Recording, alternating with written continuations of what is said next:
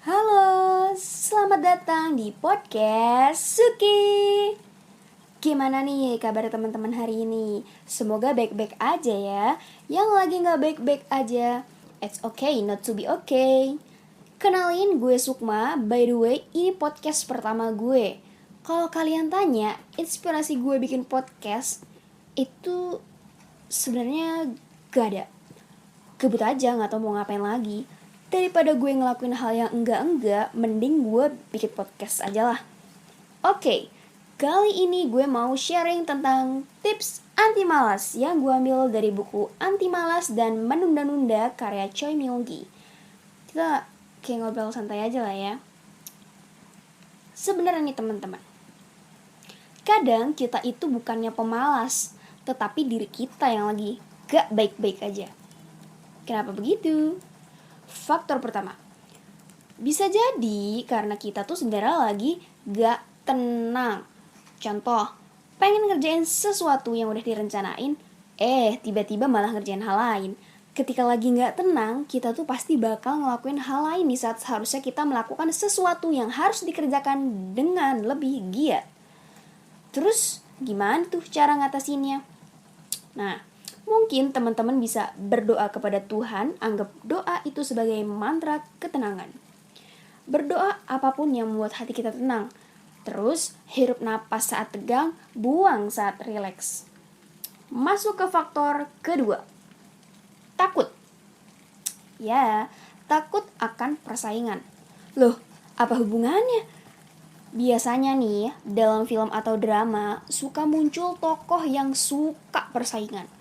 Padahal realitanya hampir gak ada orang yang suka persaingan. Siapapun benci kompetisi. Banyak orang yang mengkhawatirkan kompetisi sambil ngerasa kecewa sama diri sendiri. Terus muncul deh pikiran, berapa banyak orang yang bakal mencaci gue ketika gagal? Atau, kenapa sih gue bermental tempe kayak gini? Nah, pikiran kayak gini itu nimbulin stres loh. Akhirnya, demi ngilangin pikiran kayak gitu, kita bakal milih berleha-leha. Nih ya, kalau kita lihat suasana malam di daerah Noryangjin, tempat berkumpulnya orang-orang yang rajin belajar di Korea Selatan, kedai birnya tuh bakalan penuh. Itu tuh bukti pelampiasan stres mereka tuh kayak gitu. Tapi ada yang harus lo ingat ketika lo lagi berleha-leha. Semakin kita menunda hal yang harus dikerjakan, akan semakin besar kekhawatiran yang melanda saat deket deadline. Pasti sering ngerasain tuh panik kerjainnya hamin berapa jam. Gue juga suka gitu sih. Kadangkala kita tuh merasa malas melakukan apapun, kayak mending gue tidur sepuasnya deh di tempat yang tenang.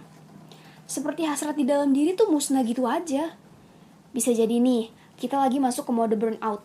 Ciri kita lagi burnout itu apaan sih emang? Biasanya ketika kita mau ngelakuin sesuatu langsung nih kebayang kondisi terburuknya, lalu masuk ke kondisi putus asa dan berpendapat bahwa pasti ada alasan nih gue gak bisa ngelakuin apapun. Nah itu tuh disebutnya tuh kayak rasionalisasi diri gitu.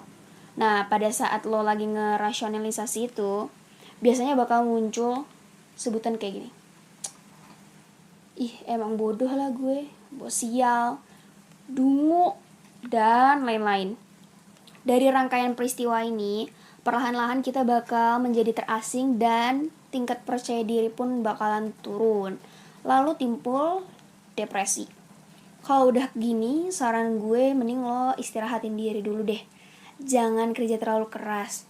Kalau capek ya bilang capek, terus istirahat. Daripada kondisi lo makin buruk, lebih baik istirahat sampai pikiran lo pulih lagi. Ya kan? Nah, lo sadar gak sih? Salah satu hal yang paling ngeganggu manusia itu ketika dinilai rendah sama orang, diremehkan, dan dibandingkan. Ya, walaupun penilaian orang suka bikin kesel, faktanya kita telah hidup dengan penilaian tersebut. Contohnya, apa sih yang lo bisa? Kok nilainya jelek sih? Mau jadi apaan lo besar nanti? Orang yang terus dengerin omelan kayak gitu dari kecil dan sedikit denger ucapan yang manis, lama-lama sudah pasti dia bakal kehilangan semangat. Kalau kondisi itu terus lanjut sampai dewasa, fix banget orang itu bakal jadi pemalas yang gak kenal gairah hidup. Sumpil, harus ditolong orang-orang kayak gitu. Kalau ditanya nolongnya pakai apa, mungkin dia bisa dengan melakukan pemulihan harga diri. Mungkin dia bisa baca-baca buku yang ngebahas tentang pemulihan harga diri. Itu sih menurut si buku ini. Oke, mungkin segitu dulu yang bisa gue sharing kali ini. Maaf banget kalau ada perkataan yang mungkin tidak berkenan di kuping kalian. Makasih banyak buat teman-teman yang udah dengerin sampai selesai. Nanti gue lanjutin lagi sharing berikutnya di podcast Suki. Bye-bye.